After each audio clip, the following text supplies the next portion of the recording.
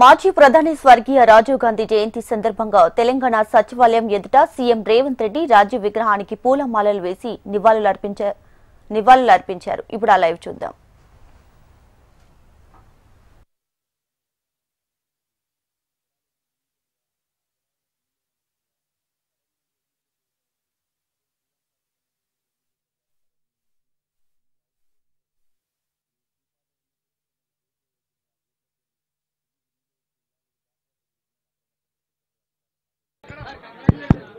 అందరికీ నమస్కారం. దివంగత పొన్నం ప్రభాకర్, పొంగులేటి గారు, మినిస్టర్స్ అందరు రండి దయచేసి. పొన్నం తీసుకోండి. ఇట్రా ఇట్రా ఇట్రా కనబడ ఇట్రా నువ్వు ఇట్రా మళ్ళా రెండు దిక్కుల మేమే అయిపోతాం. అందరికీ నమస్కారం. మహానేత శస్త్ర సంకేత పరంగా 21వ శతాబ్దంకి పోవాలని కలలు కని యావత్ ప్రపంచ దేశాలతో పోటీ పడే విధంగా భారతదేశాన్ని తీర్చిదిద్దినటువంటి మహానాయకుడు రాజీవ్ గాంధీ వారికి నివాళులర్పించేందుకు మంత్రులు, ఎమ్మెల్యేలు, ఎంపీలు, చైర్మన్లు అందరికీ రావడం జరిగింది.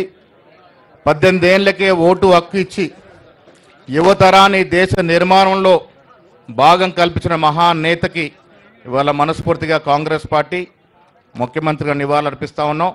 ఇప్పుడు ముఖ్యమంత్రి గారు వారికి నివాళులర్పిస్తారు.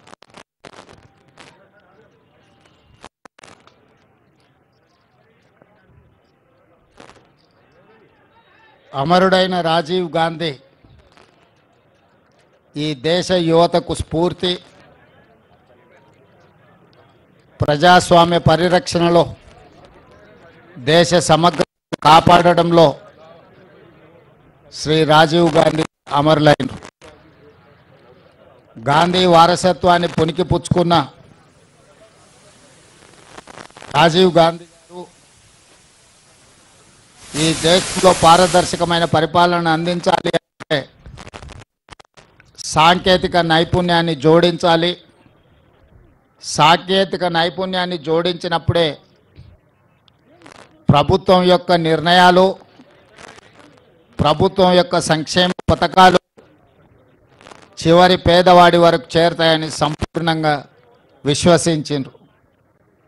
అదేవిధంగా దేశ భవిష్యత్తును నిర్ణయించడంలో 21 సంవత్సరాల ఓటు హక్కును 18 సంవత్సరాలకు తగ్గించడం ద్వారా కళాశాలలో చదువుకుంటున్న విద్యార్థులు శాసనసభ్యులను, పార్లమెంట్ సభ్యులను ఎన్నుకోవడానికి ఈరోజు పునాదులు వేసిండ్రు. అదేవిధంగా స్థానిక సంస్థల్లో, చట్టసభలలో మహిళలకు సముచితమైన ప్రాతినిధ్యం ఉన్నప్పుడే సమస్యలు చర్చించబడతాయని చెప్పి ఆనాడు మొట్టమొదట స్థానిక సంస్థల్లో మహిళా రిజర్వేషన్లకు పునాదులు వేసింది రాజీవ్ గాంధీ గారు. ఈరోజు ఈ దేశంలో కంప్యూటర్, అదేవిధంగా టెలికాం యుగం ఈరోజు ప్రపంచంతో పోటీ పడుతున్నామంటే సిలికాన్ వ్యాలీలో భారతీయులే సిలికాన్ వ్యాలీని నడుపుతున్నారంటే ముఖ్యంగా తెలుగు రాష్ట్రాల నుంచి వచ్చిన ఐటీ నిపుణులు ఈరోజు సుసంపన్నమైన అమెరికా దేశాన్ని, ఆ దేశ ఆర్థిక వ్యవస్థను శాసించగలుగుతున్నారు అని అంటే ఈ దేశానికి కంప్యూటర్ను పరిచయం చేసింది రాజీవ్ గాంధీ గారు. అదేవిధంగా టెలికాం రంగంలో విప్లవాత్మకమైన మార్పులు తీసుకొచ్చి ఈరోజు టెలికాం రంగాన్ని శామ్ పిట్రోడా వారి యొక్క పరిజ్ఞానాన్ని దేశానికి పరిచయం చేసి టెలికాం విప్లవం తేవడంతో ఈరోజు డేటా సెంటర్లు కానీ, జీసీసీలు కానీ, ఐటీ కంపెనీలు కానీ హైదరాబాదు నగరంలో ఈనాడు నిర్మించిన హైటెక్ సిటీ వారి ఆలోచనను స్ఫూర్తిగా తీసుకొని పివి నరసింహారావు గారు ఆ రోజు మనకు ఈ రాష్ట్రానికి ఇవ్వడం జరిగింది. నేదురుమల్లి జనార్దన్ రెడ్డి గారు ఉన్నప్పుడు ముఖ్యమంత్రిగా పునాది రాయి వేసి మొట్టమొదటిసారి హైటెక్ సిటీకి నాంది పలికినరు.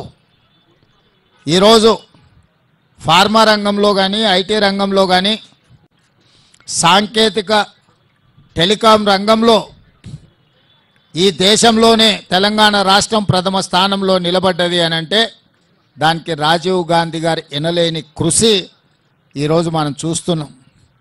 స్థానిక సంస్థల్లో ఆనాడు రాజీవ్ గాంధీ గారు ఇచ్చిన మహిళా రిజర్వేషన్ ఆ స్ఫూర్తితో శ్రీమతి సోనియా గాంధీ గారు రాజ్యసభలో చట్టసభలకు మహిళా రిజర్వేషన్లు ఇవ్వాలి అని యూపీఏ చైర్పర్సన్గా బిల్లును ఆమోదించడం జరిగింది. సోనియా గాంధీ గారి ఒత్తిడి వల్ల మోడీకి బీజేపీకి ఇష్టం లేకపోయినా ఈనాడు చట్టసభలలో మహిళా రిజర్వేషన్లు తీసుకురావాల్సిన పరిస్థితి వచ్చింది. అందుకే ఈరోజు గొప్ప నాయకుడు స్ఫూర్తి ప్రదాత రాజీవ్ గాంధీ ఈనాటి యువతకు స్ఫూర్తిగా ఉండాలి. అంత గొప్ప స్ఫూర్తిని అందించిన రాజీవ్ గాంధీ గారు తెలంగాణ రాష్ట్ర పరిపాలనకు గుండెకాయ లాంటి సచివాలయం ముందలో వారి విగ్రహాన్ని ప్రతిష్ఠించుకొని వారి స్ఫూర్తిని తీసుకొని పరిపాలనను కొనసాగించడమే కాకుండా వారి యొక్క ఆలోచన మేరకు పేదలకు సంక్షేమాన్ని అందించడమే కాదు తెలంగాణ రాష్ట్రాన్ని సాంకేతికంగా ఆర్థికంగా బలోపేతమైన రాష్ట్రంగా తీర్చిదిద్దడంలో మేమందరం మా మంత్రివర్గము కాంగ్రెస్ పార్టీ సంపూర్ణంగా ముందుకు వెళ్తుంది.